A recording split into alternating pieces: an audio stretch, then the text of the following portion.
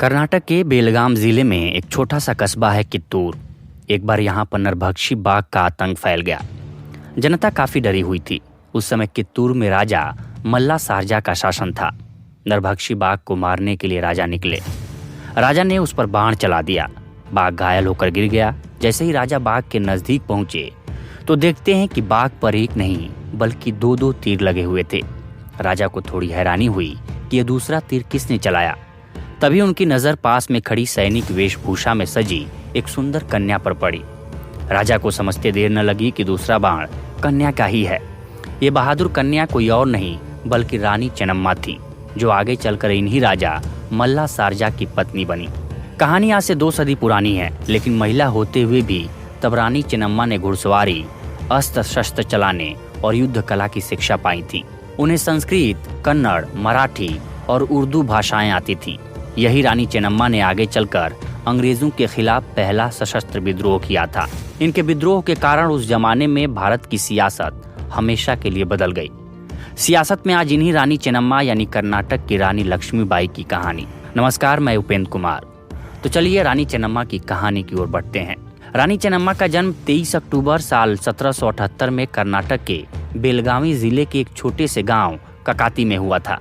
पिता धुलप्पा और माता पद्मावती ने इनका पालन पोषण बिल्कुल एक राजकुमार की तरह किया था। चेन्नम्मा को संस्कृत, कन्नड़, मराठी और उर्दू जैसी भाषाओं के साथ साथ घुड़सवारी, अस्त्र शस्त्र चलाने और युद्ध कला की भी शिक्षा दी गई। राजा मल्ला सारजा से विवाह के बाद वे कित्तूर की रानी बन गईं।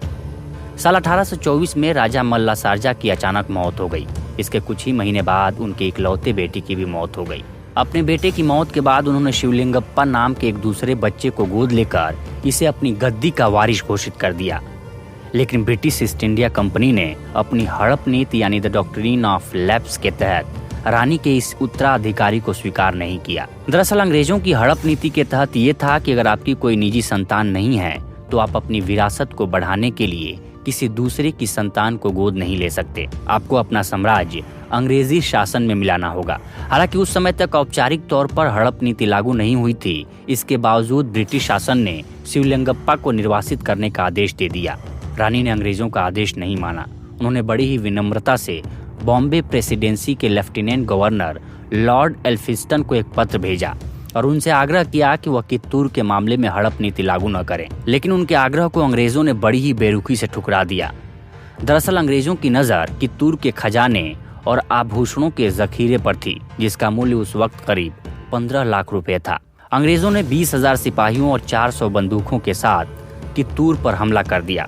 अक्टूबर 1824 में रानी और अंग्रेजों के बीच पहली लड़ाई हुई। उस लड़ाई में ब्रिटिश सेना को भारी नुकसान उठाना पड़ा। कलेक्टर और अंग्रेजों का एक agent saint John Thackeray Kittur की सेना के हाथों मारा गया।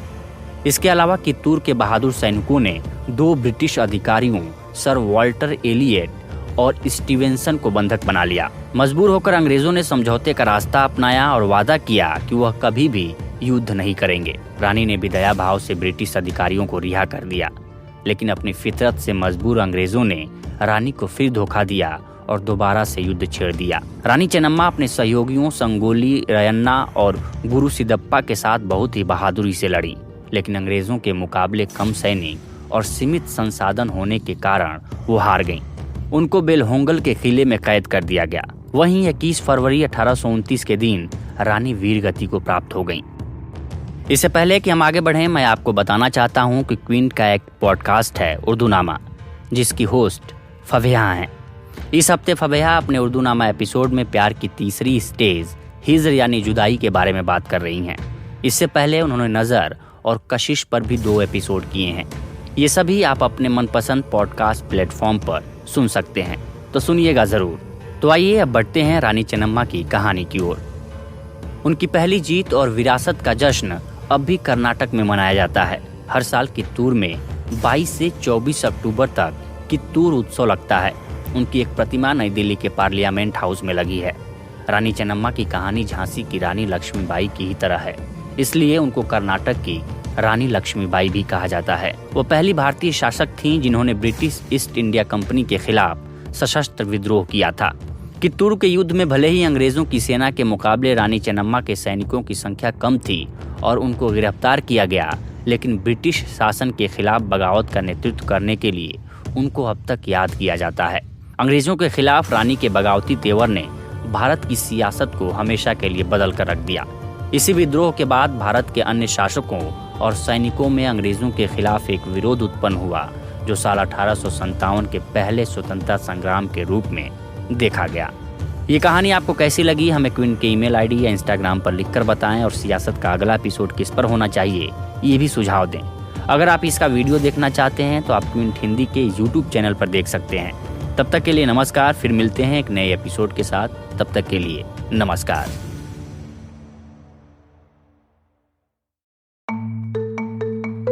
आप सुन रहे थे द क्विंट का पॉडकास्ट।